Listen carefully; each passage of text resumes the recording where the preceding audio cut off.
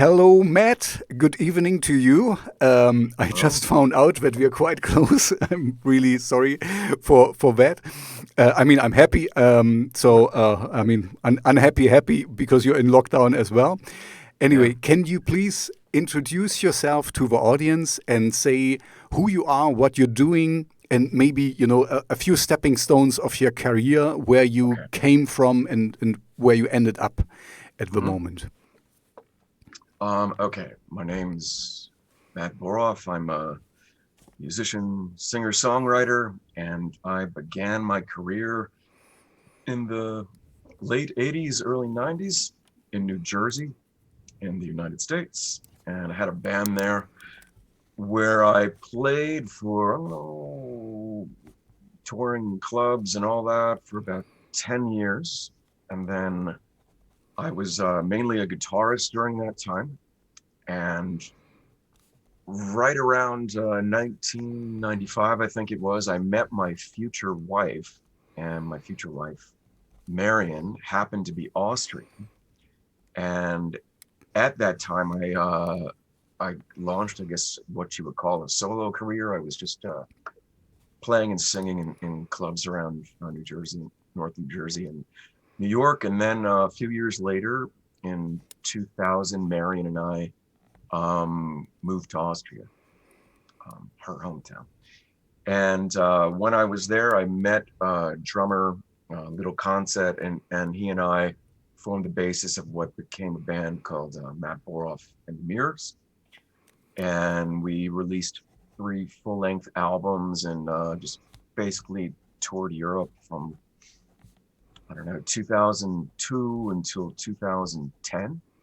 And in 2010, I went solo again, and I've released, let me see, I think, my new album that's going to be released on in the end of January is going to be my 4th solo album to date.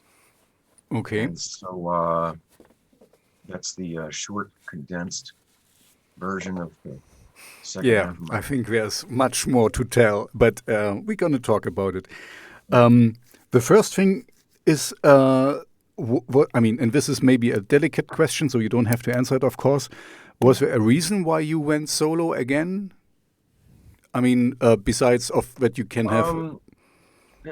It just felt like the right time to do it. I mean, we didn't really have a falling out. It's just that we covered a lot of ground, and I think we did what we did in that formation, and we just wanted to try different things and go in different directions. It was just it was Little and bassist Rolf Kersting, who's German, by the way. Mm-hmm. And it was just 3 of us. It was a trio, and I'm still playing with Little now in my band that I have. So it was just, I don't know, I think it just kind of happened organically. It wasn't really so much of a conscious choice as it just sort of played itself out, and it felt like the right thing to do. Okay, I see. And, I listened through your new album, Future Crimes. Beautiful Machine. Yeah, but your Future Crimes is just a single, and the last and Beautiful Machines is also a single, right? Yeah, it's already out. Yeah, a lot of singles on this record. This we can talk about this. This is the world we live in right now, and exactly. It's a way you have to do it. But it sounds really organic. So you still have people you play with, right? Or do you play all the instruments? On the album, I played everything except for my wife Marion played piano and 2 tracks. But yeah, I played the rest. Really? Also the drums and all the other stuff?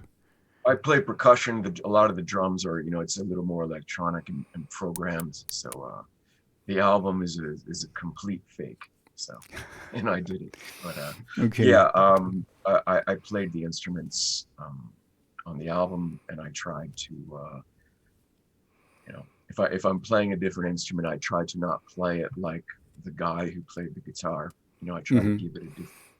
I heard it because the bass sounds distinct from the guitar. I'm a bass player myself, so that's why I'm kind of focused a little bit there. And it didn't sound like Yeah, it didn't sound like a guitar player for me. It Yeah, sounded. yeah. I mean, it's a hybrid of electronics and and analog performance. A lot of times it's blended. You know, Mhm. maybe a little more of one than the other, but it changes throughout the song. Okay. So that's the produced version of it, and then there's a live version of it. Okay. It's a little So, different. you said you started being solo again around 2010, right? Yeah. So did you have shows then as with your solo Yeah. project? Yeah, I did. So you have backup musicians, or how do Well, you? when I first started out for the first record, it's called Reaching for Sparks. It's really it was an acoustic based album, but it had, you know, sort of like it was very eclectic. Eclectic. It had a lot of instruments and orchestral instruments on it. But when I played it live, I played it acoustically Hmm. most of the time. And I for the second album, I didn't put a band together, but I started doing a lot of live looping. So I Okay. was sort of translating my songs into the way that I would play them with live loops, which sometimes meant I would have a different arrangement or something like that. And for the last two records, I've performed with a band. And now O- again, it's a trio. It's my wife Mary and I, and Little on drums again. Okay. Okay. Cool. Sometimes we play as a duo as well. Hmm. And at the moment, I mean, we just talked about we're in lockdown. Did you also do any um, how you say streaming events? Like streaming shows or something? Because you I cannot haven't play at done the moment. any full streaming shows, but that's the plan. That's what we'll be doing next. But I do have a rehearsal studio that my friend, partner, engineer, and I sort of renovated. It's like the bottom floor of an old fire department, and it's pretty big. And Sounds cool. Yeah. we've been shooting live videos from there, but they're not streaming, but they're live performances, and we mix them afterwards Hmm. and edited the filming. There's only a couple cameras, but yeah, streaming is the next step. It's kind of yeah. What choice do we have? You Yeah. know? Yeah. Unfortunately. Yeah. I'm not. I'm kind of torn a little bit here because from one hand, I get it. It's something at least you can do, and have something. But on the other hand, if you ever been to a live concert, and I guess you have Right. been to a lot, it it's impossible to be the same. I remember before the lockdown, there was a 3D movie about Wacken. Somebody made a 3D movie in Wacken, and I saw it in the cinema, and it was cool. It was nice. You had the whole You mean Wacken the experience, open kind air of. in Pardon me? the open air in Yeah, exactly. The yeah, biggest okay, yeah. open air in Yeah, okay. Germany, in the world, actually. So yeah, Yeah. I'm pretty sure you have heard of it. Um, Anyway, so my point was, back then there was no COVID on the horizon and whatever, and I thought it was cool because you had the whole festival experience without all the mud and all the stinking stuff and whatever, Right, right. but it was pale. It was not the same, Sure, sure. and Well, I mean, I feel the exact same way. But if I'm going to play devil's advocate, I also feel that the circumstances of this situation most likely will be a catalyst to improve the technologies that we have to where they may make certain leaps forward faster than they would have. And I'm sure in the same way that the argument is up for grabs about analog versus digital, but everything that you see in the digital world as a plug-in, the goal is sort of to be a simulation of this analog model. How close can we get? And in some cases, it's close. It's a lot closer than it mhm. was, and in other areas, it's far from it. But I think that yeah, maybe that will happen sooner than we think. I don't know what it will mean, but I think whatever those changes are, they're going to remain with us as COVID is in the rearview mirror. So maybe that's a positive thing. I don't know, but it's going to define entertainment for the 21st century for sure. They're not going to sort of do away with that. It's going Hmm. to be a hybrid. I think. And but as it stands now, I feel the same way, and I feel that in performance, I think one of the reasons that it's so important for a performer, not just the audience seeing it, is maybe it's the same reason that certain actors who have successful film careers, they never leave the theater, because when you're acting, I've never been an actor, but I'm imagining that when you're in the moment and there's an audience in front of you, you have your awareness, but there's also like this bird's eye view taking place where you're almost detached from yourself, and you're being given a perspective that wouldn't take place if there weren't an audience there. And I don't mean that you're self-conscious, but you're conscious of your energy and the energy of the crowd and where they overlap. And so if I'm going to do something, well, maybe I'm going to make it, performing is all about these millisecond, the accumulation of all these millisecond choices that somebody has to make. Maybe we call it instinct, but I'm going to go this way instead of that way, and that way instead of this way, over and over and over and over. And then after it, you reflect and go, okay, I may have never delivered that performance quite in that way if an audience weren't there, but it's 6 times better than the one I put on the record. So, you can only get to that place when there's that give and take of energy. Yeah, and I don't see randomness you cannot foresee. That's a good point you make there, because as much as you can prepare for the stage is always something different. I mean, you are in the rehearsal space and you practice, and when I play this, when I'm do this and jump or whatever, but when it's live and you're full of adrenaline and the audience feeds back to you, when you do things what you would have not imagined that just happen, the spur of a moment thing, kind of. Yeah, and if you want to say this thing in this venue at another point in time, you shouldn't say it this way. You should say it this way. What this way is will only be known in that moment. And I don't know, but what is actually taking place organically in a room full of people that we can't measure or see, can that be replicated by technology? That's really hard. That sounds about as accurate as saying that we can have algorithms that write music for us based on what we like. It's like, yeah, but what about the mistake factor? Exactly. The randomness and the errors that you just mentioned a moment ago.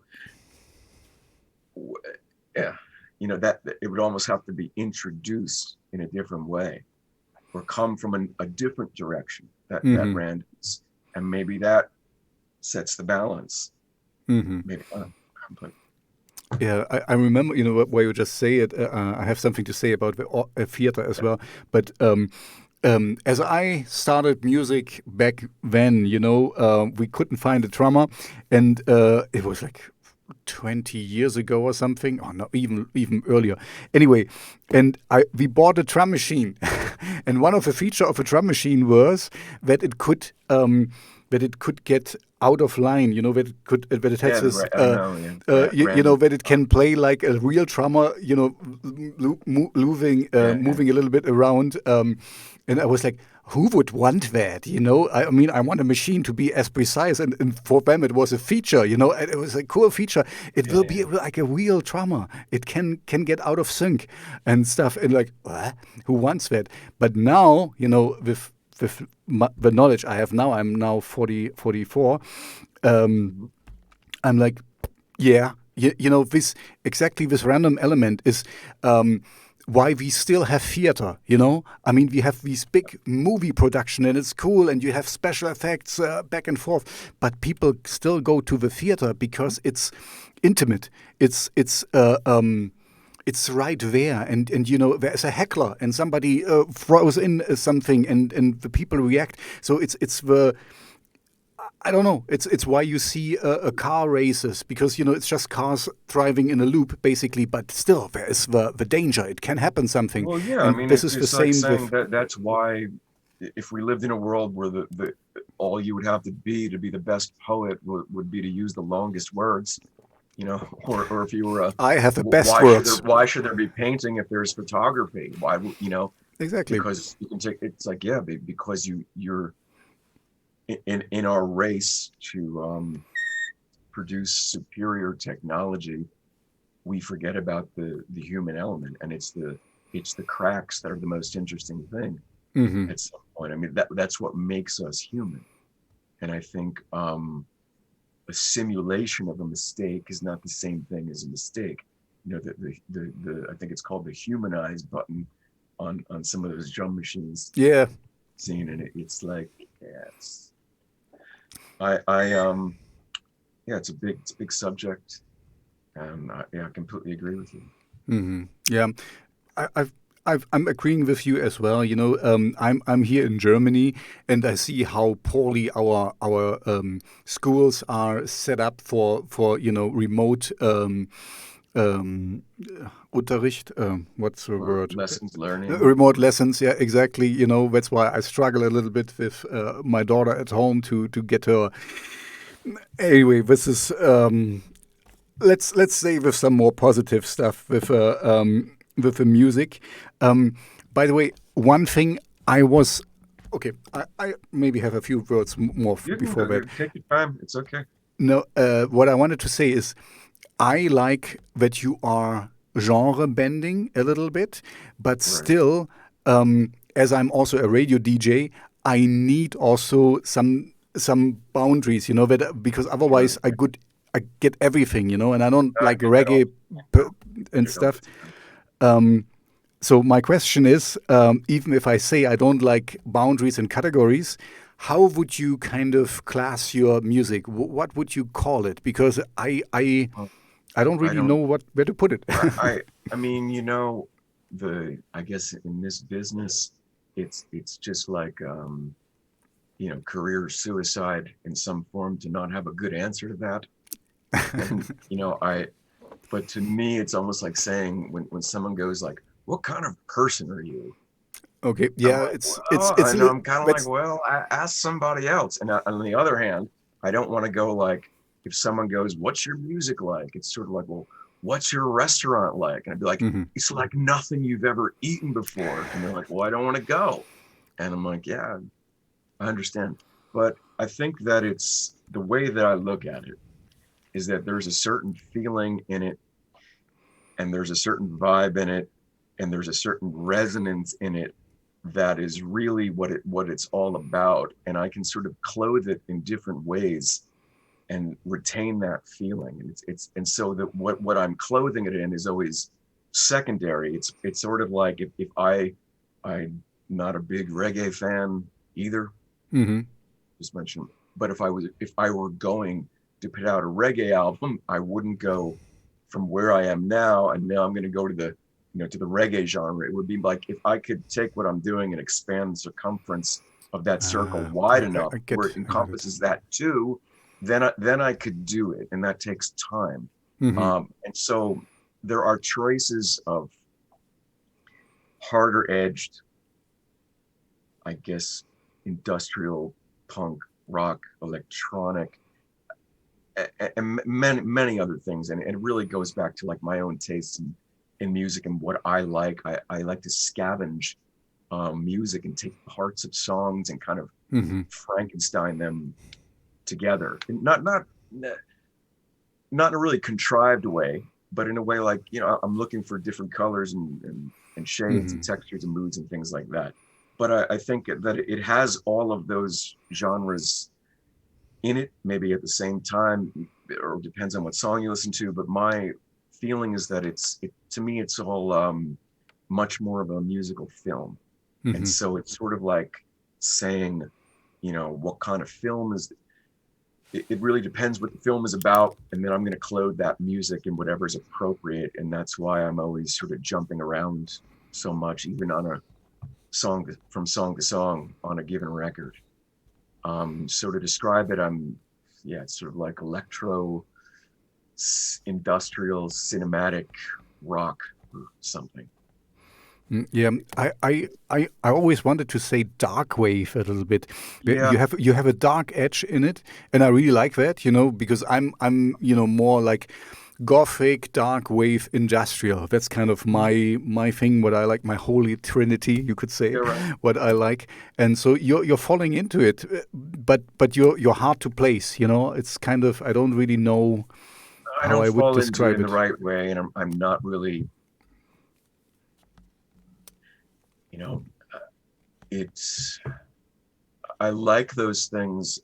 Obviously, I like those things a lot, but I don't really I don't sit there and say, okay, I don't want to be pigeonholed or Yeah, categorized. you don't want to mimic it, And or you don't want I, to. I yeah, I don't say it so much consciously. It's just sort of whenever I have a fork in the road where I could do it this way, and maybe if it's really dark, hey, maybe if I dress like Peter Murphy, then people get it more easily. Where I go, nah, I'd rather Yeah, not, because I don't it's want to. it's too much on the nose I'm not gonna then. keep doing that, and I'm Hmm. not gonna. My next album might be, kind of far away from that, and my goal is just to make it as emotionally authentic and real as possible. Hmm. That I mean it, and yeah, I'm borrowing things from different genres, and I've also um, been on a pretty long, intense musical journey of my own since I've been a teenager.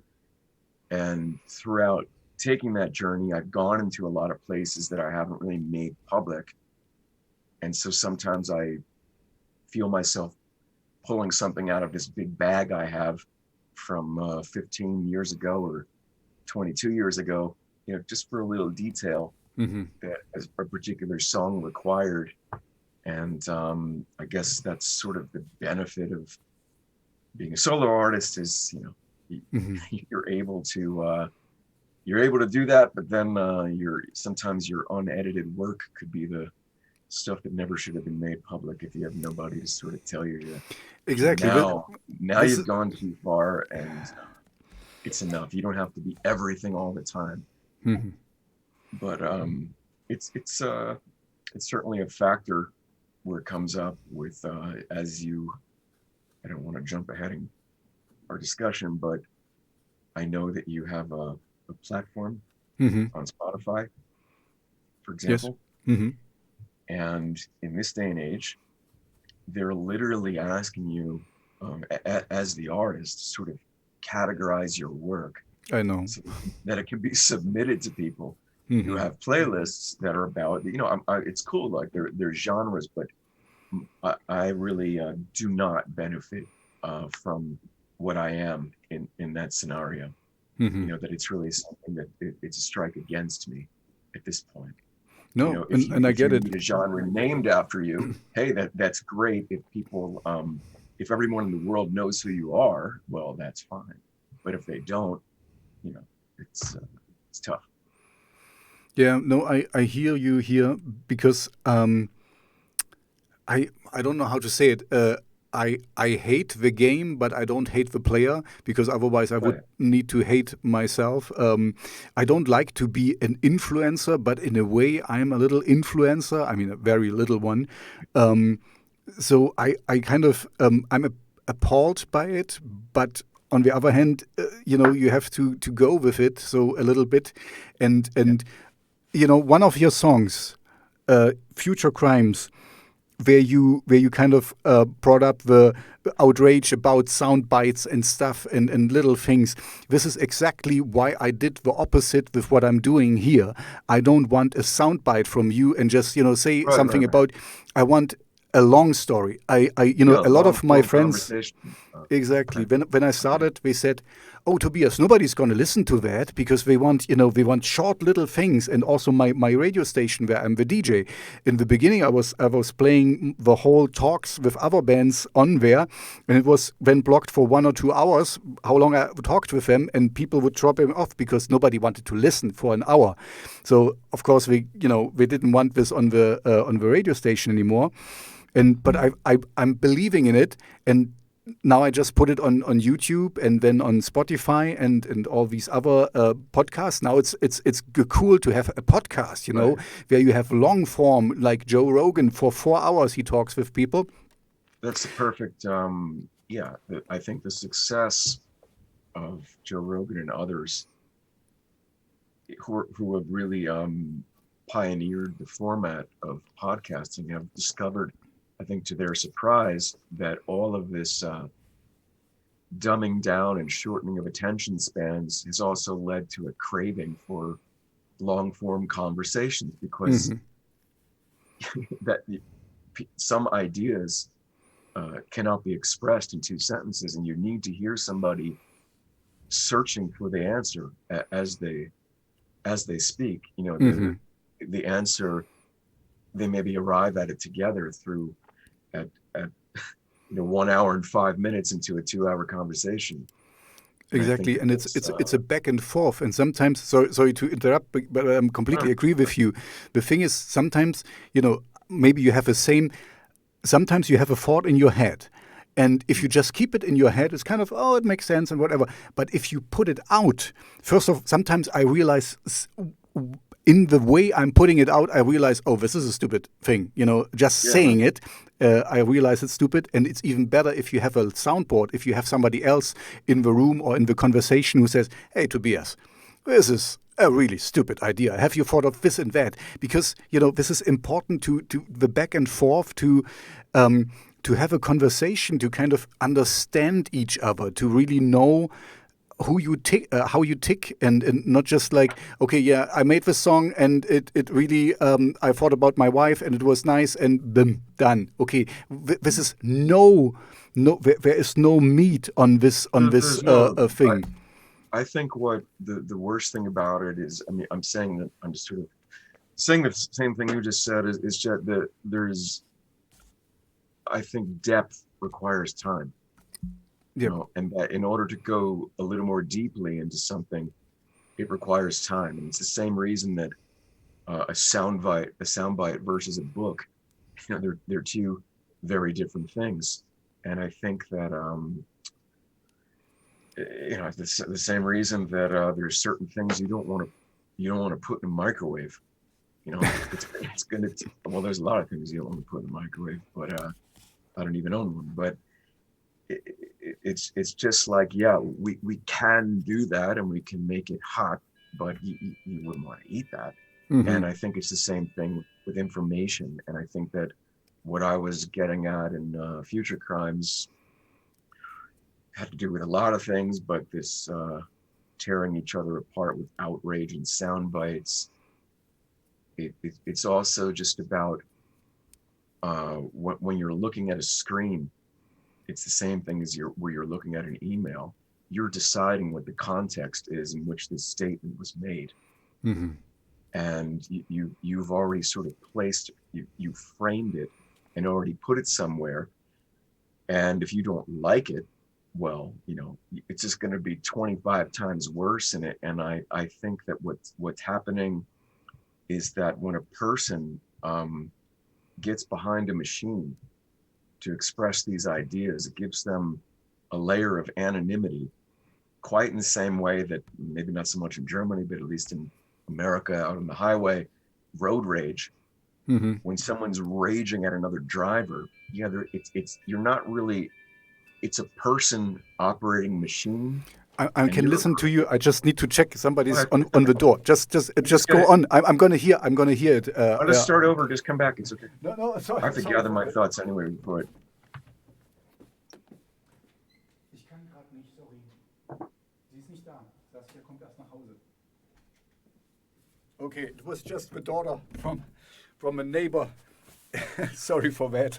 No problem. It was just the neighbor's daughter wanted to play with my one. But anyway, sorry. What I'm saying is that when a person's operating a machine, they have this layer of anonymity, whether they realize it or not. But what they're raging at isn't necessarily, yes, it's a person, but they're behind another protective layer of a machine. And I think that for some reason, like road rage, it gives a license to our worst instincts to just rise like a volcanic eruption to the surface, whereas you would have self-censored in a way. And I don't mean self-censored. If you look, if you look, but you would sense the context, and you would behave. Hmm. and so would the other person, because they're going to react to what you say. But if you think about that, just traveling in a vicious circle, where what started out as, look, I didn't mean to insult everyone in the world who's Italian. I was just trying to make a point, Hmm. and it just escalates so Hmm. quickly that I feel that that's another feature in this way of communication that's obviously really needs to be looked at much more um, with much more distance Hmm. and just thought through a lot more, and or at least to realize that when I do this, there's a tendency for this to happen, and Hmm. so it's not quite really a conversation what we're having No, right exactly. It's now, just somebody and shouts we something, shouldn't and have. then it gets echoed, echoed, echoed, Sure. um, and people are so easy to. I mean, you captured it well in the song. I thought. This outrage culture, I don't remember when I grew up that people would get so outraged so far. I mean, people would get Right. outraged, of course, but they also would, take a breath and, okay, do I really need to be outraged about this? About a comment somebody, a soundbite somebody put out. That's the thing. We have a conversation now, and I can, dissect it later on and find something that you said that might be offending to someone. And if I just blow it up and just say, okay, he said this and that, and it's true, but it's out of context. And then say, what can you do in a Twitter feed? In a Twitter I know. And I mean, it's 160. almost like the Twitter and the world we live in, it's almost like these footprints in the snow that just never disappear. He Mhm. said that 2014. Yeah, well, maybe I'm a work in progress, Yeah, as is everybody. And maybe you were angry at this time, and sometimes you say I say, stupid stuff. I mean, if somebody, I say stupid things all the time. Hmm. And yeah, it's one reason I'm not really that active on social media in that way. I mean, I use it to promote my music, but in the big picture, to me, it's really a turnoff for those Hmm. reasons. Hmm. And I can't really speak to what offends other people. I know the way that I feel about certain things and what I might find offensive. And I think a joke, whether or not somebody was joking, I mean, you really need context. Hmm. And I think we don't have that. But I do think that yeah, just this whole idea that you can't say that. You can't, and all the virtue signaling and everything that goes along with that, Yeah, this is identity so politics annoying. is really, Hmm. why can't we, have a dialogue about it? Because, just because, and certain things are just kind of funny, aren't they? I mean, it depends to who. But yeah, you have to, I guess for somebody who's a really well-known personality, yeah, say the wrong thing once and they're just going to gang up on you. On the other hand, I think there are people out there using those platforms to promote ideas and say things that are not great, and Hmm. they shouldn't be given a pass. But I'm open to discuss it, and ultimately for myself personally, I just think I don't really believe in censorship. Hmm. And I think that if you don't like what someone else is saying, better to let them say it because they'll be coming for you. I mean, without going into a whole long thing about it, I think there's a difference between inciting violence in a way that's really elevated and is escalates quickly when you have a very loud megaphone, and those are just consequences. Yeah, it's definitely a big question. I don't have the answers to it. Hmm. I don't feel good at all about censorship when it's for somebody that I don't like, because I'd rather they have a platform for their ideas and I have a And platform for mine, and we exactly, put on our big boy pants and we agree to disagree, exactly. And I think it's because better neither of to us know. know. Exactly, and it's better to know what the Yeah, person things, because otherwise, it gets underground, and then they hold a grudge, and I'm not allowed to say something, and it's kind of like, I rather have people out there spouting their silly ideas so that you can see that they are stupid people, in the best case. So I'm also against censorship, and also about, you're coming from the United States, so you heard this beep, yeah, you mother beep, da, da, da. And I think it's so silly. Everyone knows what's going on there anyway. It's kind of. Yeah, I And mean, and you could cut someone's head off, but as long as you don't say as fuck long as you don't say while you're doing it, motherfucker or it's cool. something, You know? it's really, really silly, and everyone knows anyway what it is. But what I wanted to say, it's always your intention. What I think that's important. I don't need swear words to insult you if I want to. I can say really not nice things about you using nice words. It's all how I phrase things, and how I my intention is the most important thing. I can But also. your intention comes through.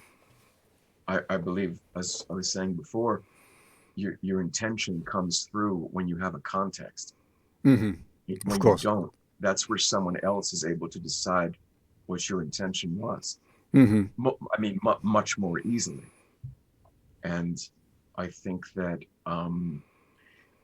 the just to play devil's advocate, because I also am not a fan of censorship. I think it's a terrible idea, but I guess there are limits Hmm. and there are extremes. And I don't really have answers to those questions.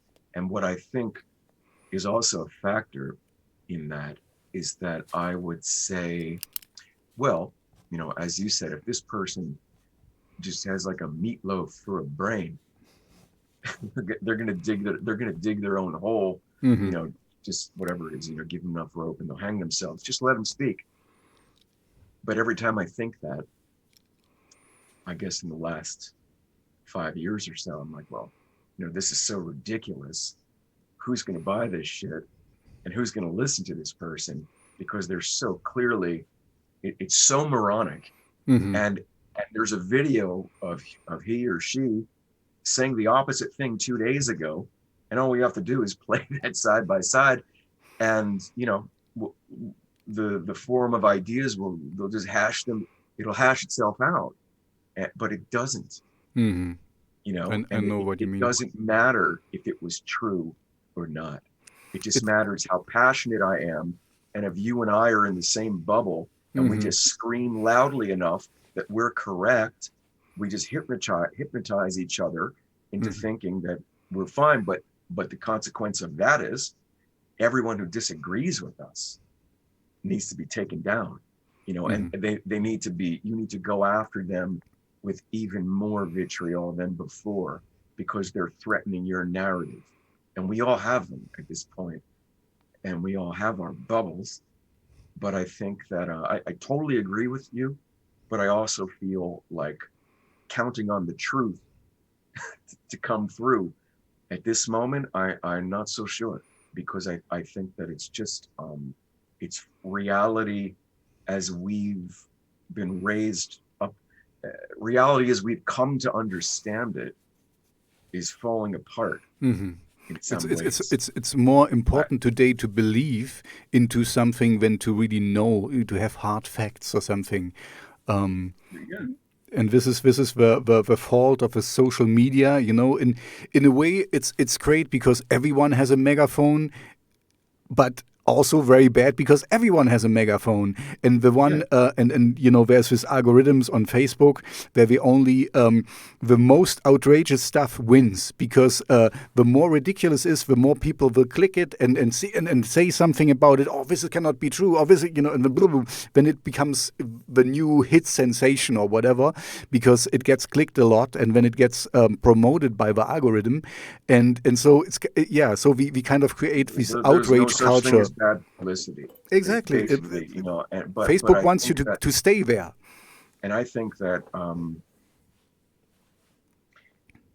with Future Crimes and this album, in a lot of ways, what I'm trying to get at is that there's not really a tangible consequence most of the time from, okay, this happened and this person said that and that wasn't true, but like on it, and it's not always clear what it is, but I feel like there's just more like this hovering stink that just sort of descends over everything, and it's a much larger consequence than Hmm. that. The consequence is that reality as we've come to understand it, it's much more, it's malleable for the loudest It's person in the room, everything is and it's muddled falling anyway. apart. Sorry. Yeah, I feel like everything is more muddled today. It's kind of Yeah. in the past you seem to had this is black and this is white. I mean, there was always gray and whatever. But today is everything. No, that's your opinion, or this is what you believe, and Well, there is no baseline anymore where everyone can agree on. This is kind of really like you said, we're floating in different bubbles, and we don't even cross paths anymore. It's but if you don't hmm, require depth, and someone shouting in all caps or a soundbite is enough, then what does it take to win an argument these days? You don't have to hmm. win. You just say you won and walk away. And I think that in addition to that, without going into conspiracy theory territory, it's just that so many of the truths, I think, in when you said a moment ago that there was this sort of black and white concrete reference, I'm paraphrasing you, this At concrete least it black and felt white like it. reference point Mhm. that we could measure things against. But I think embedded in those reference points, there was also, at least speaking of America, there was a lot of mythology there too. Mhm. And it's just built, and I don't hate my country. I don't. I love it, but I feel like all countries, it's built on mythology. Mhm.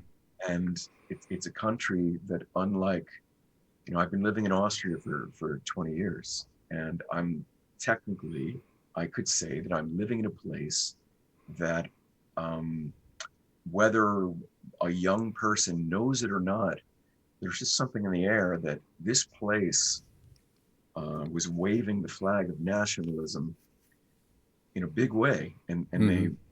as and they wanted to bring the world to its knees, Mhm. and look how that worked out.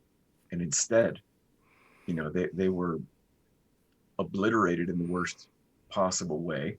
And the person they had faith in, I don't mean that all people had faith in this person, but that person, led them into an abyss based on lie after lie after lie after lie after Exactly. lie. And he And in a lot repeated of it. ways, Mm. that's nothing that that goes on all the time throughout Mhm. history. But America is a place where it's it's just this mystical fairy land where things like that don't happen. That's American exceptionalism. That's something other people do. That's Fascism that's comes wrapped in what your flag, Americans think. That's not mine. Americans think. Yeah, but Okay. Mm. they think it because they've never had a reason not to. Mhm. Like, and I don't mean that I don't mean that on a person to person basis. There's plenty of people that Mhm. know a great deal more about that than I ever will.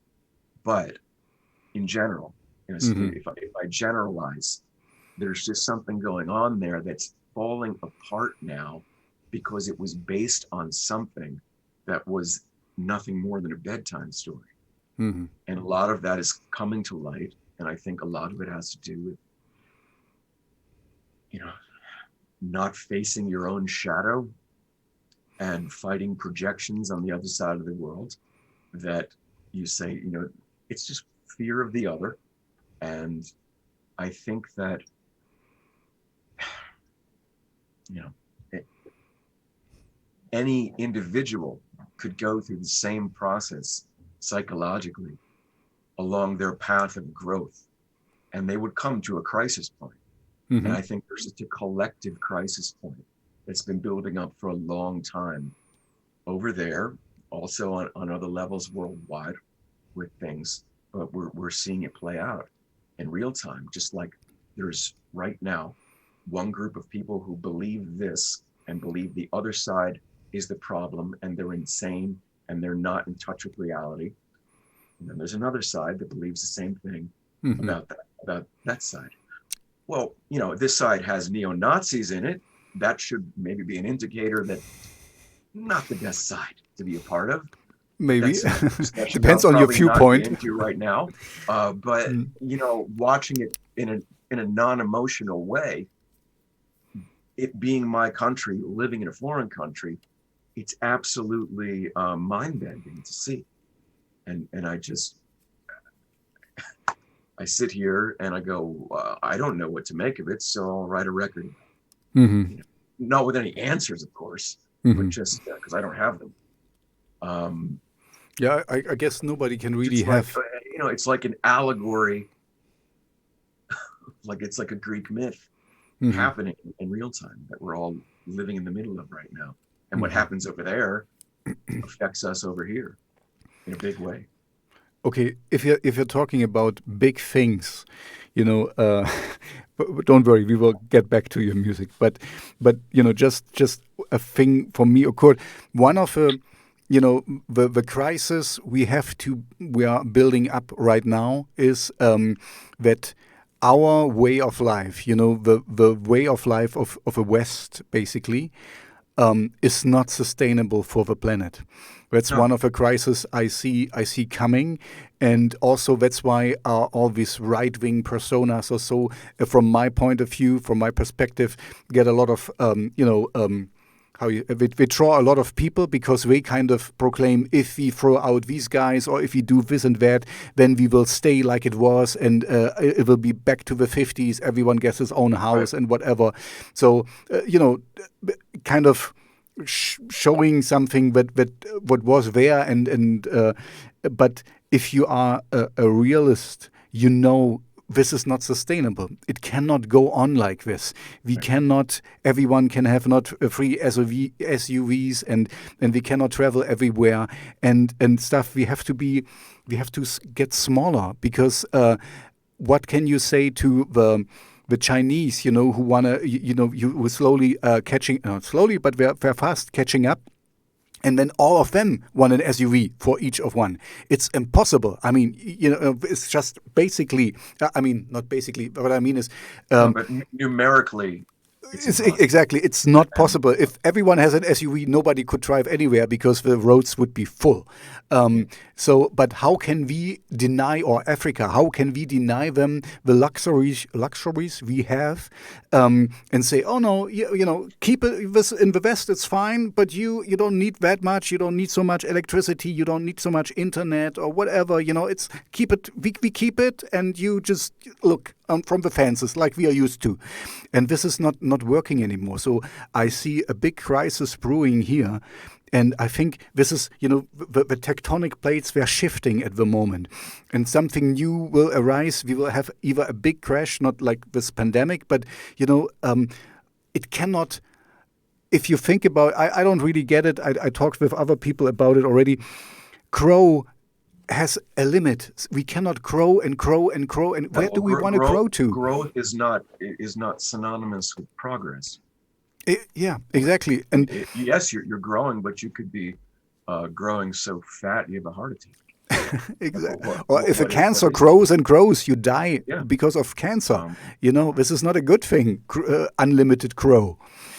Yeah, but I know, and I think we're in a crisis, and I think that it's hard to say if we're just at the very beginnings of a crisis.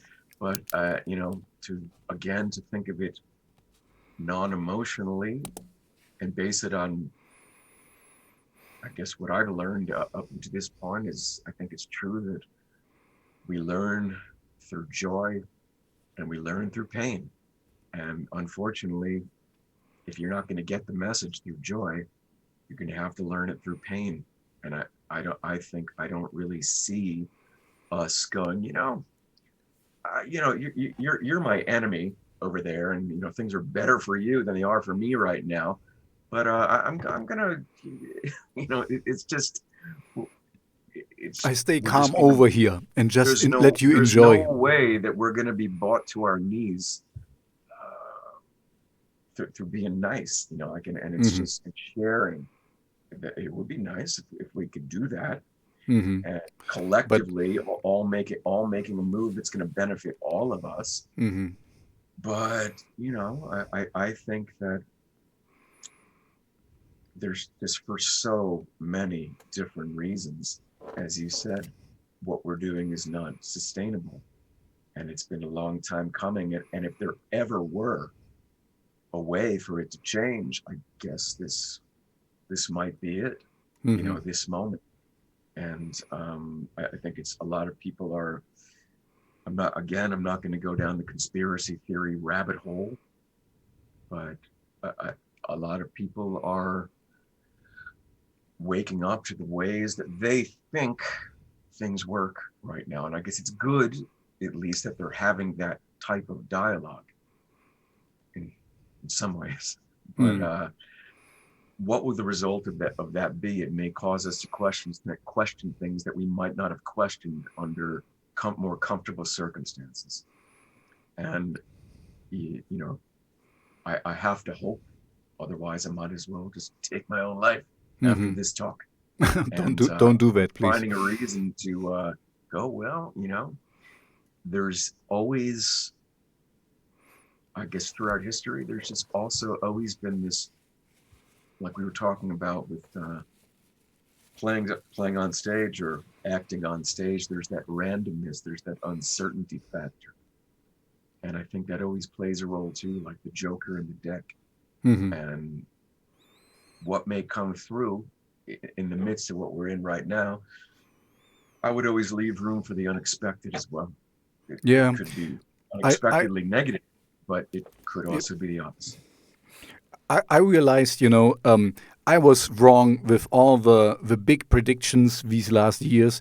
I never saw a Brexit coming. I mean, I saw it coming, but I was like, how stupid. We would never leave Europe. We would know what we have here, but Brexit came, and I didn't saw Donald Trump becoming. I was like, but also, of course, I'm not an American, and I see a lot of flaws in your bipartisan thing. I mean, you Sure, have with only two party parties. system. It's kind of it's either black or white, and it's kind of impossible. I mean, I know that both parties kind of have everything in it. You have more left or right leaning people in both parties. So it's very diverse, but still, the voters can only say black or white. There is Yeah, no middle ground here, 330 and this. million plus people. It's, And don't forget how many it's not. people voted for Trump. So it's kind of, and we are not gone away. So we're back to this square one kind of Yeah, thing and that you I have to think that talk with them. why, for the people who were not, I'm going to say this to you now. Okay, but Maybe, only say what you want to say. maybe we get, all right. I could talk about it for hours. Like in this environment right now, I'd rather not get into Yeah. it. Okay. Yeah. It's just, but I would talk around it, Okay. but I have a lot of ideas and strong opinions, and do a lot of reading beyond the news about where this came from. It's more of a, it's like interpreting the constellations and saying, hey, that looks like a man with a club hitting a moose. Hmm. A man with a club hitting a moose. It's like, yeah, well, depends how you look at it. Hmm. I don't have those answers, but yeah, I'm not going to say it. Okay. Okay. I'm gonna wrap it up, and of course you can say something more. I was just a little bit befuddled. That's a nice word. to Yeah, to to befuddled to learn where QAnon comes from, and QAnon was just a game people were playing, and it got out of hand, and now people really think of this conspiracy thing. It's so funny. But it was nothing. It was just a real time, a real world game people were playing, and telling things, and then it blew out of proportion because people just found it so funny, and put in the Jewish stuff, you know, the old kind of the drink the blood of a children, really ridiculous. We kind of made it more and more bigger, ridiculous, and so that people would notice that it's ridiculous. Well, But isn't it more or less? It's just like an updated Frankenstein of every conspiracy theory that's ever existed. exactly, and people were just playing around with it for fun. Put your little red thread in your. When you see some film like where they break into the small apartment building and open up the bedroom door of where the serial killer lived, and every little red thread is connected to photos. Exactly. I mean, it's just like, I mean, I feel the same way, and phrases that are being thrown around every day, but I think that they still can't be thrown around enough, are, cognitive dissonance and Occam's razor. Just that if you open up your front door and the street is wet, you could say, well, maybe there were 7 UFOs that were moist UFOs that were sitting in front of my apartment, and they just left the moment I opened the door. They disappeared back into the dimension that they came from, but the moisture from the craft is on the street, or it just fucking rained. What's more likely? And I think with that coupled with cognitive dissonance is just that. Speaking of QAnon, I mean the level of cognitive dissonance that has to be going on, like almost like a like a steam engine of a train, just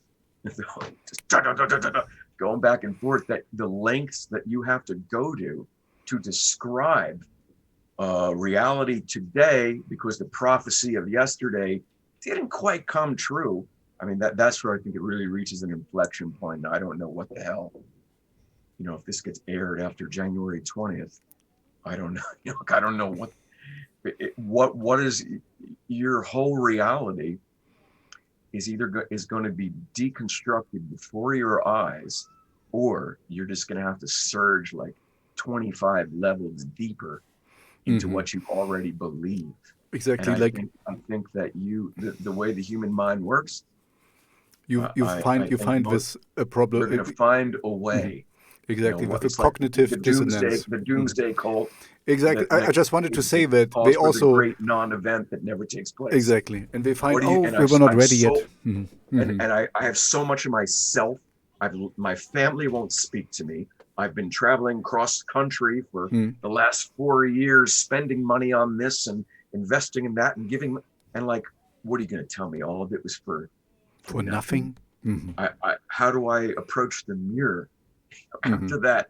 No, I'm going to find a way to make CTA into cat again. And it's also nice because I know more than you, because you are not enlightened. Right. And I have this little spark. I know something that you don't. Well, to be as, I mean, for me personally, I mean, the most, the people that I'm most afraid of right now, well, when I say afraid, where I wouldn't want them around my kids, let's put it that way, are the people that think they know exactly what's going on. And exactly, because when they know nothing. Exactly who it is, exactly who's responsible, exactly what's going to happen tomorrow. I mean, that to me is like kryptonite, where I'm just like, I can sort of, I've been fascinated by theories and conspiracy theories for a long time, but they're playful for me, and I don't think I know what's happening. I feel I'm more and more certain that I have no fucking idea what's happening. I know something's going on, but show me who this they is. It's them. Who is they? And I get this feeling. They don't want you to know. They don't want you to flying in a plane. We're in the plane, and you and I are arguing about who's in the cockpit. And you say it's person A, I say it's person B, and then we just burst into the cockpit, and guess what? There's no one flying the plane. It's for autopilot.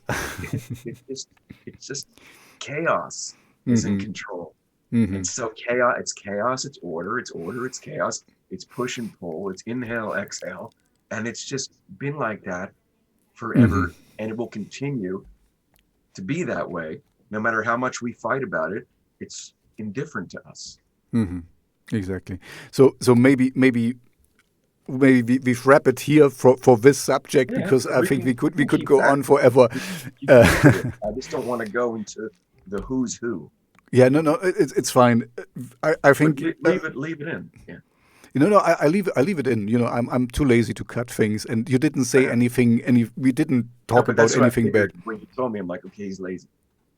Pardon me? I just was joking. Yeah. No. Okay. No, because I want to go back to your music, because this is the starting point, and you and your music exactly. Okay. One thing, I read in your biography is that you shared the stage with Nirvana, Queen of the Stone Age, and Kyuss. And I guess you have heard this question quite often. Yeah. So then we can scrap it. When I don't want to bore you with it. You could write it in the description, but it's just like, I would bore you if I would tell you how exciting it happened. But it was just like, hey. I wasn't there because they wanted me there. I was there because I played a lot. They played a lot, and we were like trains passing in the night. I see. Okay, good. When we just don't go there. One thing I wanted to know. I really like your artwork. So how do you? Because I know you make your music. We already talked about this. Who's making your artwork? Well, I don't want to sound like an egomaniac for this discussion, but it's me. Oh, really? Yeah. Well,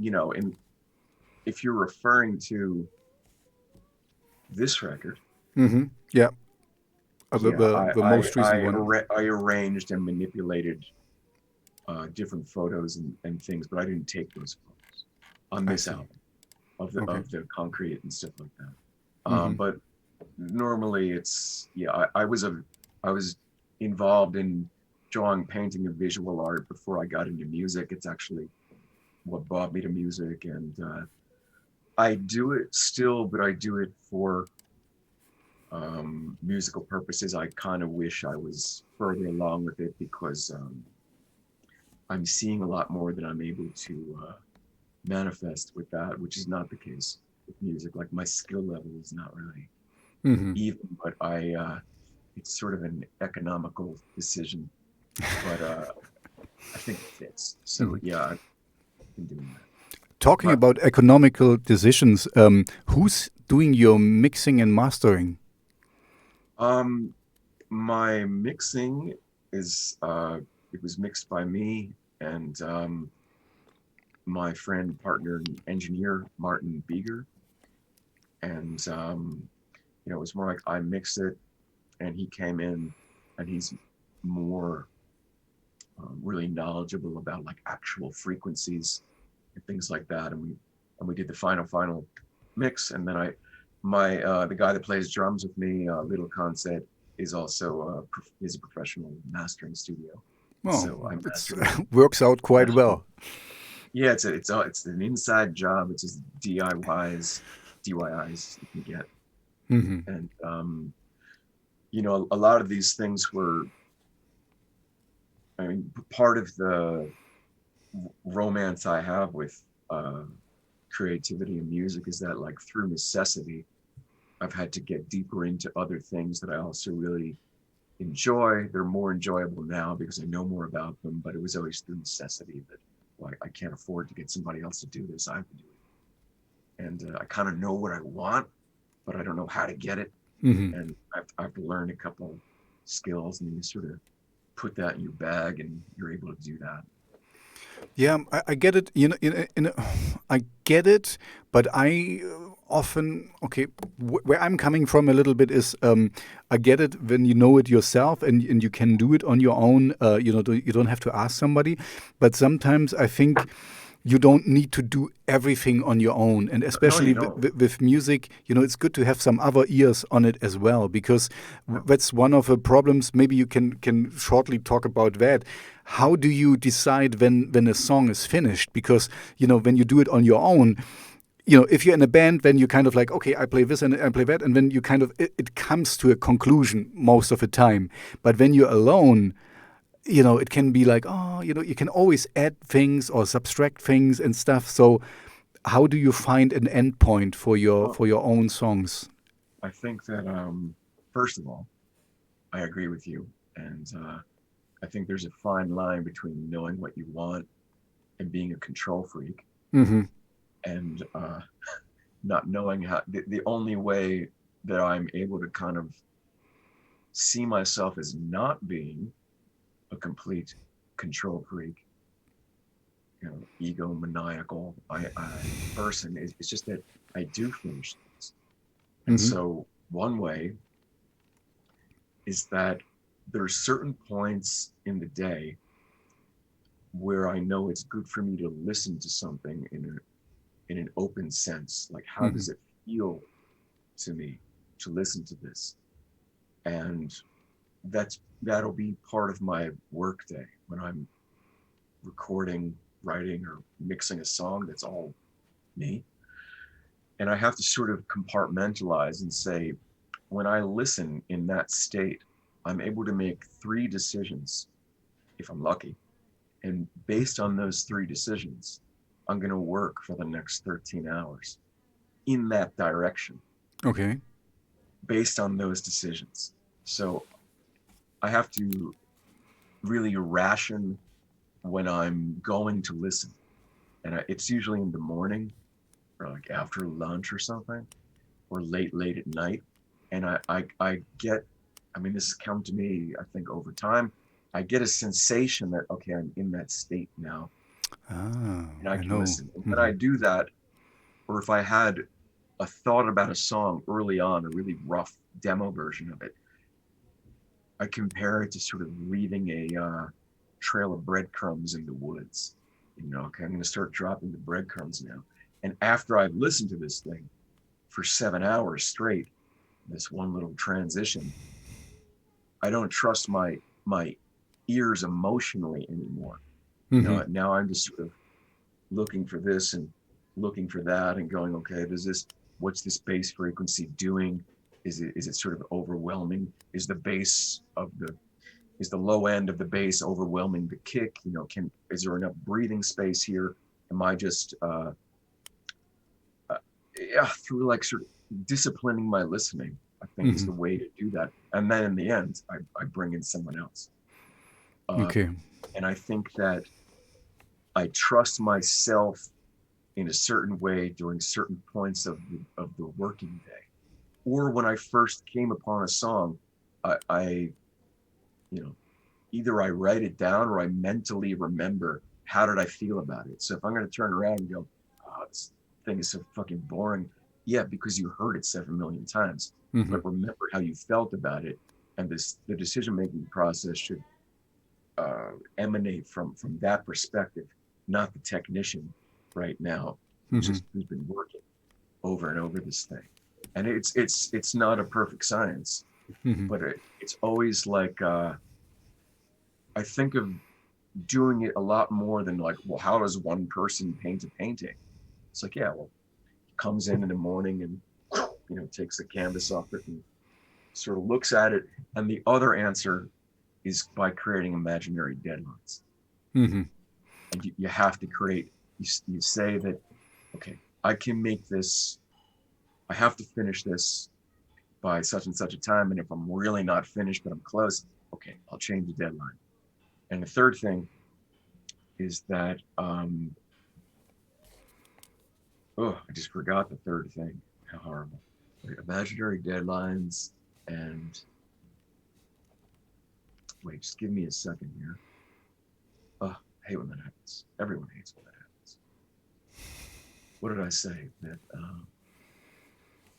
yeah, one of the signs that a song is done is that you get to a point where you realize, and this is a completely subjective thing to realize, someone else might have a totally different opinion, but every change that you make just makes it different, not better. Hmm. And so if I can start changing, okay, yeah, it's different, but it's not better.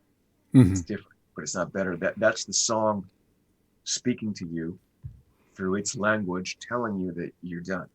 Finish it up, you know. Okay. And that would be the third point of reference in how I do that. And that's just what works for me.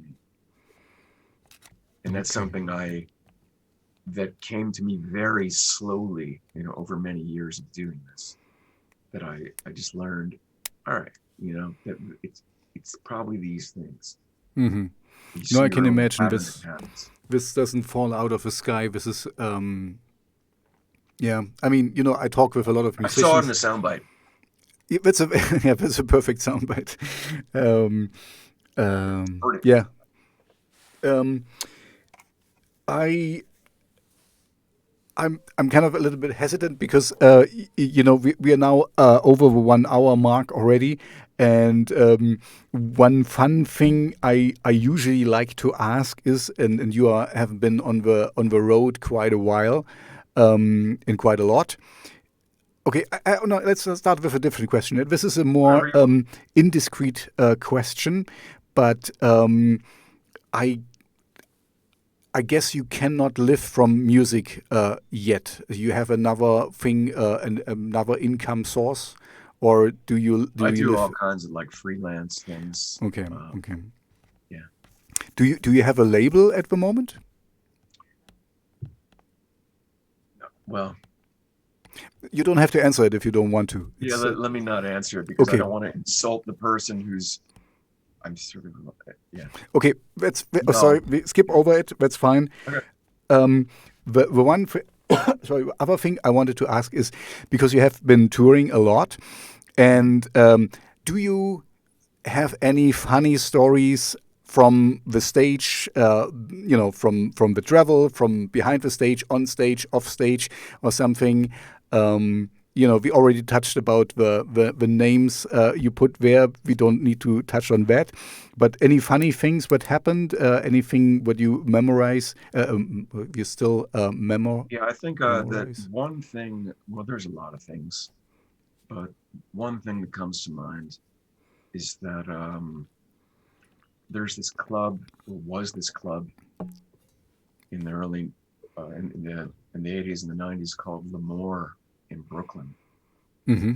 And my old band was at L'Amour in Brooklyn, and my good friend was the singer of that band, and his name's John, and he's really like a nice, easygoing person, but has we both, I mean, doing this, most people I think doing this have a black and twisted sense of humor, and we were playing for a crowd of almost no one except a line of people like standing along the wall, and they really weren't reacting much. And there's this guy who I think most people, not everybody knows, but you probably know him if you saw him. And he was the singer of that band, Typo Negative. Oh, Peter Peter, Steele. Peter Steele. Mm-hmm. And well, he was in a band called Cannibal Corpse, hardcore band. And then he was in Typo Negative. I think he was in Typo Negative. No, I think it was Carnivore, his other band. Oh yeah, okay. Well, he was Cannibal, there. Cannibal Corpse is something else. Cannibal Corpse is Grindcore. I don't think he was in that. Okay, maybe I'm getting things mixed up. So don't quote me. Carnivore, he had another band called He was Carnivore. he was there, Okay. and so like from the shadows, this huge guy, you know, and like physically, he was I would say he's as big as like a professional wrestler. Yeah, he's I'm over two guessing he was meters. almost Over 2 meters. like 7 feet He tall. was. Hmm.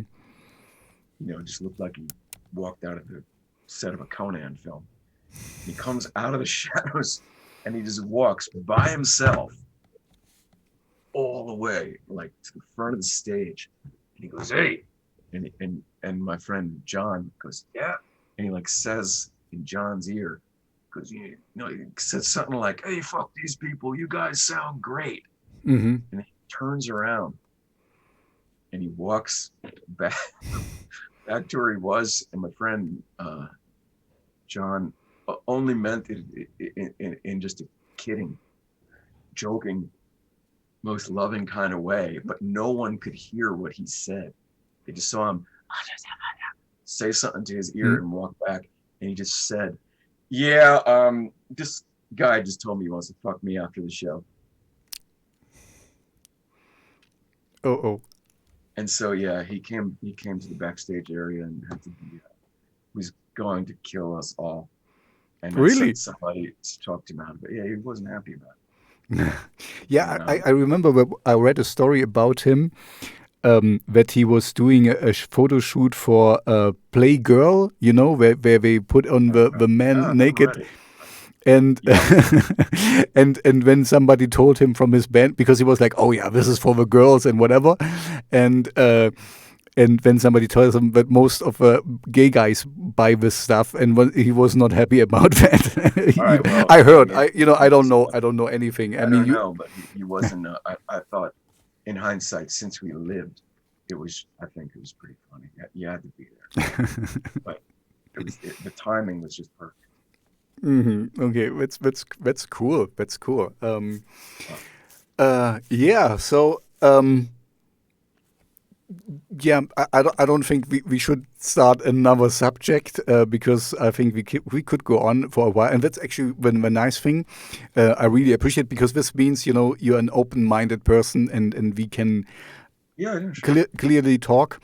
But you know, for me, it's still not time soon. That's why I kind of want to wrap Yeah, up yeah. No, things a little most bit. people would tell me Uh, I have too much. I just won't shut up. So, no, but this, you know, honestly, I rather have that than. I mean, I do a lot of talks, and then you have sometimes people where you think, oh, you can talk a lot of this and that, and then it's like, oh, so you did music, yes, and then you played a show, yes, and then you did that. You get no answers at all, you know, and nothing, yeah, nobody talks, and yeah, this is really tough. yeah, yeah. Well, no, I'm happy to talk. If you wanna ask me something else, you can. If it's too much already, then we could stop. Either way, it's fine with me. I have time. So Uh, don't. I would give it You edit to. something out later. That's okay too. No, I'm not going to edit anything, because when, you know, we go back to the beginning, when this is also why I told you before we started to don't tell me anything what you wouldn't tell me, Right, because right, right. in a conversation, this is how I think. I rather listen to other people have a conversation, because when I go on my mind with a journey with them, you know, like you said, sometimes you don't have the words, or you need to think a little bit and how to say it, how to phrase it, and you're lost for words, but this is But you normal. you want to hear that. You want to be a fly on the wall. You know. Exactly. And then you can, what I realized is I can follow these talks better than if somebody just gives me a monologue, you know, like, oh, you know, da da da da Right, da da right. da da da da da da. When, you know, after, I don't know, 3 minutes, you tune out, and so, but yeah, for my own sake, I don't want to start a new thing, because we can talk a lot. So I give it back to you and say, you have any closing thoughts for the audience? Anything you want to share? Anything? I mean, your new is it an album or an EP is coming up? An album. An album. Um, Yeah. and yeah, Yeah. I we mean, maybe just can shortly talk about that, because you seem to be not happy, like we already talked about, with you know, hate the game but not the player. So you have a lot of singles out, and this is the way you have to do it these days. You know, that Spotify, the algorithm, kind of knows that you still exist, because if you put out an album every 2 years, then you kind of go down if you don't put on you know, yeah. lots of promotions. Um, so yeah, no, but that's not a nice ending point. No, no. I yeah. I mean, I'll just tell them that I have some singles out, but they're also part of the full album, and the full album will be out January 29th. And I have a bunch of yeah, just really practical information if they're interested. Hmm. You know, it can also be in the info or something, I guess. I see. Yeah. I mean, Okay. to be honest, and this, well, no, yeah, you said don't tell you anything you're not going to put in. I don't want to do it, but career suicide again. But yeah, I'm what you said. I'm into the music, and the whole thing about the game. Yeah, I know how to play the game. I know what to do. But like you, I didn't make the rules, and I'm much, much less interested in that than I am just writing music and Hmm. getting it right, and keeping it as real and emotionally authentic as I can. And And this is the that's best really what thing you can do at the end anyway. of the day, I just want to have something I want to listen Hmm. to. And Yeah, no, I'm yeah, also, if I can add my point of view of it. In the beginning, I really had to admit I was like, every subscriber, yeah, yeah, and everyone I lost, I was like, oh, I was down, and now I just don't pay attention anymore, and things seem to go well, and if not, I'm doing what I like, and that's the most important part of it, because like with your music, if you just run after a trend, or if you try to emulate what other people do because it's in, or it's in for this second, and once you have it out, the algorithm already favors something else. So it's the best to do what you really like to do. right. Be yourself, like you said. You have your certain way of doing things, and you Frankenstein different parts, and that makes it unique in a way, because this I really can tell you also, each song of you sounds, at least the ones I heard, I didn't hear all your back catalog, that's I have to admit, but I can, it's distinctly you. It's your voice, and it's kind of your sound, and that's the best thing you can do. And if people like it, good. And if they don't like it, at least you like it, and you can stand by it, and you don't have to say, oh, there was a bubblegum craze there, and I wanted to make a song exactly poppy like that, and people, yeah. Anyway, you're Yeah, well, authentic. I mean, I think that's the way I see it too. Is whether somebody loves it or somebody hates it, if they could acknowledge that it's its own element, it's its own thing. It obviously has connections with certain things, but I can't really put my finger on it. It's him. That's where I want to be. I don't want if everyone loved it, fine, but that's not what I'm Hmm. aiming at anyway. I know it's not going to be for everybody, but I think in this, the best thing that somebody can do in the long run is just become more of what they are. It's a process of self-discovery. And I think the more that you open yourself to becoming that, the more doors that will, creative doors that Hmm. will open for you. If there's such a thing as a muse, the muse likes that. You have to Hmm. commit yourself to being that thing. And you have to do it courageously. You're not going to fold because there's a particular trend that came out yesterday and is going to be gone tomorrow. Hmm. As you said, I think because the danger in that, in playing the short game, it's just that you're anchoring yourself to that thing, and when it goes down, you're going to go along with it. Hmm. So I guess it's just less exciting and sexy to be part of this thing today. But if you're in it for a way of living, then what's the point? Hmm. The journey of discovery is the point. You're learning about yourself, who you are, and by expressing that, if you're lucky enough, other people are getting something valuable out of that. Exactly, That's and your this is that's your this is the goal. highest honor you can have. If people come to you after a concert and say, "Oh man, I really, you touched me with this song," or "I really got it," and also this is the good thing with music. It means something else for everyone, because everyone is a different situation, has a different biography. So if you sing about something, it means something different for me than for someone else, and this is cool. This is good. And I just It wanted to should be. add, as you said, what if you make music for everybody, you make music for no one, because it's kind of, if you make it so broadband that everyone can agree, or almost everyone, then it's kind of like, what is it? When it's elevator music, then it's nothing, then it's something that doesn't hurt, and I don't want to over stress this thing, but this is we still or you still do art, and art needs to have, it needs to wrap you a little bit. It needs to either, that you see the beauty in it, or you hate it. But it needs to go to a reaction. If it's just like meh, then it's kind of. I mean, I think that what it should definitely not do is wrap you up in this comfortable place that you're already in. Mm-hmm. It Like take you in German, Volksmusik, yeah, Volksmusik. I know it. What's that stuff? Oh wait, ski après or something like that. Après ski. Yeah. This is just fun music. Suicide music for me. But I just feel like to wrap someone up in the comfort, everything they already know, where they already are, giving them all the signs and signals that they're already familiar with.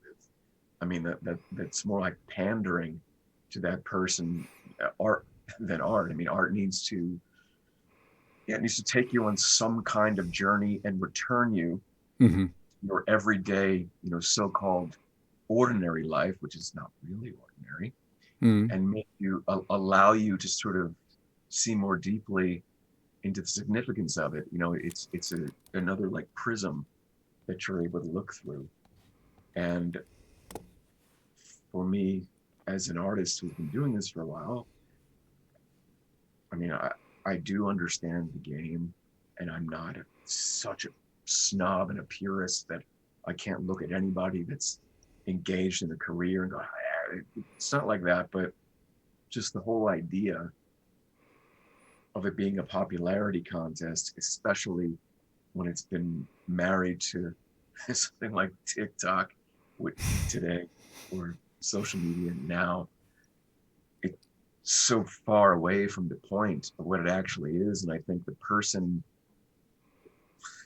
centuries ago that would have been the counterparts of artists today, you'd lead a very isolated life in a way. It's kind of a lonely thing to be. You might be under a lot of psychological pressure that's not everybody's going to want to deal with, and you'd kind of live up on a hill for a month, and like twice a month you will come down and discuss what the moon means to everybody, and you go away again. And the idea that everybody would want that life is a little bit backwards to me, because that I think the people that are looking for patterns in the world and reacting to energies that are not readily available to everyone, they're also susceptible to those things. And that's not really a comfortable place to be in. So therefore, you have to find a way to express it. And I think you can kind of hear what the imitation of that sounds like. Yeah, someone else might think I'm completely fake and full of shit, and I am that person. But they're permitted to think that. But that's just my take on it. It's a subjective thing. There's no way you can objectively measure what, if this were boxing. Well, I'd like to be the heavyweight champion of the world. It's like, well, you're now in a coma. That's the consequence of you not being prepared for that, and you not being the right person for that. And so the idea that this is a popularity contest for everybody that has enough selfies and likes to participate in is the way it is. Yeah, I don't want to leave on that note. But yeah, I just was thinking of what can we find. I don't want to complain about it. Yeah, it's the world it is. Exactly. You cannot complain. And well, let's see how we can get it to a nice place to finish. Well, it sounds like I don't want to come off like I'm just bitter about where I am. I'm not. I don't think you are. You just reflected. I relate that to what we discussed before about sound bites, depth, time, long form conversation. Well, how do I get in on that? Well, you don't. You become it over time. Exactly. This is, I think a lot of people want, because it seems so easy, you can become an influencer. You just have to look pretty and put something in the camera, buy this and then you get this and that or whatever. It seems so easy to get, become famous today. You can be famous for very stupid reasons as well. But to really, to sustain it and to really, to have some more backbone, to have some depth. This is not, the superficial, quick TikTok craze where you get 2,000, I don't know, 2 million likes in whatever, and then you're gone. It's kind of, this is not what you're aspiring to, clearly, and this is not what you want. I mean, I guess you wouldn't mind if you get, famous. But yeah, on the other hand, I had to smile as you said TikTok, because I put on a TikTok account as well, because I was like, oh, you have to be there and whatever. But I think it's so silly, and I don't feel it. I'm just don't do it, because it's not my thing. And this is kind of where I think maybe we find a nice end note here. But you don't. Even if you don't like the game, you don't have to play the whole game. You only play the things you really want to do, and you still you're still in charge of yourself and how you want to see the world and how you want to do things. And even if there's like with your Spotify singles and whatever, you do this what you might have not done before. But you still do it your way, and you don't be complicit to the system. And you are still having your freedom, like I have with my long-term talk, with the long talk here, that I don't do sound bites out of it, because I don't care and I'm too lazy to do it anyway. And I want people to look for the whole thing if they want to get to know you, and not just this little piece of whatever. So maybe this is the end note. Even if there is the rules out there, and the algorithms and all this, and do this and do that, and and blah blah blah, do your own thing. And if you stay with it and you stick with it and you mean it and you're authentic, people will still find it. And I think you're sort of enhancing the magnetism of whatever it is you are, or what you do, and that doesn't mean you're going to. It just means the right people will find it. The people exactly who it's for, and it's not for everybody. See, I could go on again, because I had. Okay. One more. Because when I started with the whole social media stuff, I had no idea. I have nothing. And then I thought on Twitter, I want a lot of Twitter followers, and so I followed everyone who would follow me. And now I realize it's really stupid, because I have a lot of followers. I mean, not many, but a lot, but we are dead weight. We are nothing. This is like I have 5,000 followers, but only like maybe 200 are engaged and 200 are really interested in what I'm doing. So this is just a number. This is nothing. This means nothing. And so you're absolutely right. If you do what you really like and you're authentic, then the right people will flock to you. And it's not many, but it's the right one. And we are really interested in it. This is the one you want to reach. If you do that consistently over time, through good times and bad. I mean, it's just you're playing the long game. That's all. Exactly. And this is what a lot of younger folks might forget. That it's life is a marathon, not a sprint. And if you want to enjoy it, have bigger goals and prepare for being in it for a while, for a long time, So and ask yourself, would you still do this if no one really cared about it? Exactly. Would you That's still need to do it? And if the answer is yes, then it's right for you. But if you could do it without notoriety, and the goal is the work itself, and and everything else after that is just a bonus. And you couldn't be mentally balanced without doing it. I mean, I've sort of thought of it in ways as it's just a really exotic way of scratching that original itch. You know, you're just finding different ways to sort of scratch this itch that you can't scratch any other way. And yeah, if you're lucky, one or two people will line up to see you scratch it. Exactly. And this is this means do what you like, and don't let other mess you up and get boxed into. And I mean, just become more of what you are. Hmm. And I think that if I look up in the sky and I see birds flitting and flying like from tree to tree, I don't stop and say, should that bird really be flying? I don't know. You know, because no, it just is living out of what it is. It does what it does.